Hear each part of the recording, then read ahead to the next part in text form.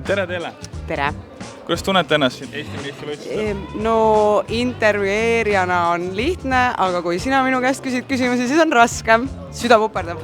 Kas see on raskem, kui mängida eile main eventi?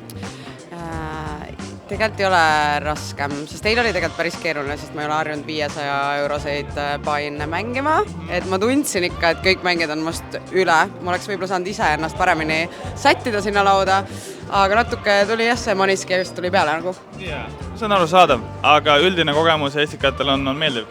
On olnud meeldiv ja tegelikult mul on olnud väga head meelt pakkuv see, et kogeda seda Eesti kommuuni, et kes ikkagi tuleb iga aasta kokku ja kuidas väga paljud on juba vanad sõbrad, vanad tuttavad ja alati tehakse midagi.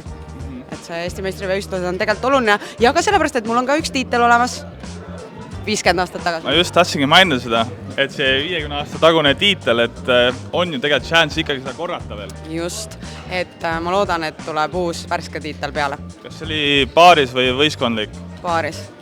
Kas sa mängid paaris turniiri? Ei. Seega see ei kordu see aasta?